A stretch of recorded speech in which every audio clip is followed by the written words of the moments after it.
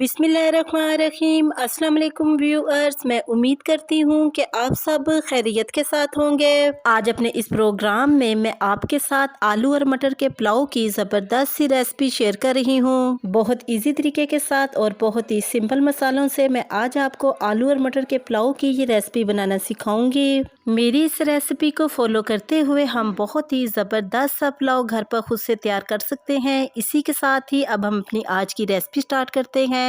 आलू और मटर का पुलाव बनाने के लिए एक पैन में हमने एक छोटी प्याली कुकिंग ऑयल ऐड करना है। कुकिंग ऑयल को मीडियम फ्लेम पे गर्म करना है। जैसे ही कुकिंग ऑयल गर्म हो, इसमें हमने एक बड़े साइज की प्याज ऐड कर देनी है। प्याज को हमने छुरी की मदद से बारीक बारीक काट लिया है। चम्मच की मदद से इसको मिक्स करते हुए 5 से 6 मिनट तक इसको मीडियम फ्लेम पे गोल्डन ब्राउन कर लेना है। 6 मिनट गुजर चुके हैं और प्याज गोल्डन ब्राउन कलर में चेंज हो चुकी है। जैसे ही प्याज गोल्डन ब्राउन कलर में चेंज हो, इसमें हमने 1 टेबल स्पून अदरक और लहसुन का पेस्ट ऐड करना है। चम्मच की मदद से इसको मिक्स करते हुए 2 से 3 मिनट तक मीडियम फ्लेम पे इस पेस्ट को हमने पकाना है ताकि इसका कच्चापन ख़त्म हो जाए।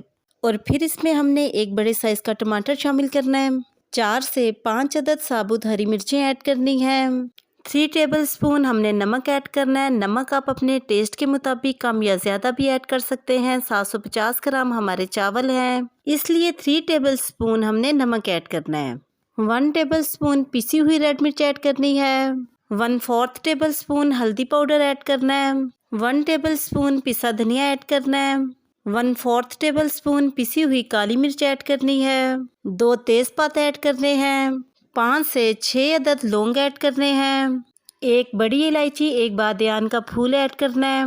और साथ ही हमने 2 दालचीनी की स्टिक्स और 1 टेबल स्पून साबुत ज़ीरा ऐड करना है।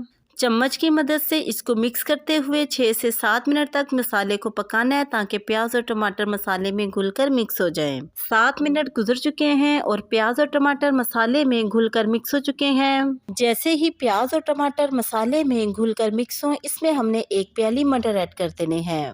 और साथ ही हमने इसमें एक प्याली आलू ऐड कर देने हैं। आलूओं को हमने छुरी की मदद से इस तरीके के साथ बारीक बारीक कट कर लिया है।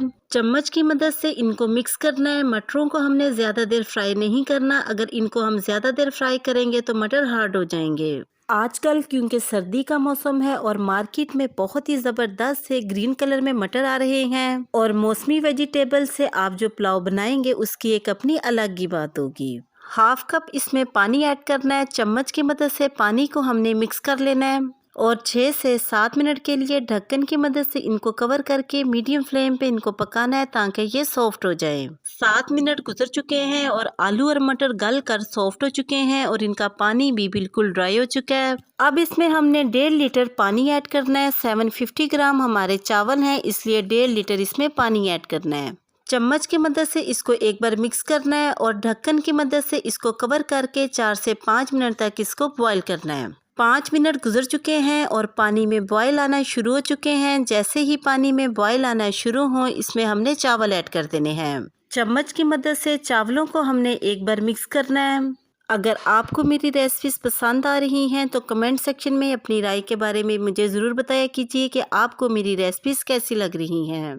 ढक्कन की मदद से पुलाव को कवर करके मीडियम फ्लेम पे 8 से 10 मिनट के लिए इसको पकाना है। 10 मिनट गुजर चुके हैं और चावलों का पानी भी बिल्कुल ड्राई हो चुका है। चम्मच की मदद से इसको हमने एक बार मिक्स करना है। अब लास्ट पर इसमें हमने 5 से 6 अदद साबुत हरी मिर्चें ऐड करनी है और ढक्कन की मदद से इसको कवर करके 10 मिनट के लिए इसको दम दे देना है। 10 मिनट गुजर चुके हैं और हमारा ज़बरदस्त सा आलू और मटर का पुलाव बनकर बिल्कुल रेडी हो चुका है। चूल्हे की फ्लेम को हमने ऑफ कर देना है और चम्मच की मदद से आलू और मटर के पुलाव को एक बार मिक्स कर लेना है।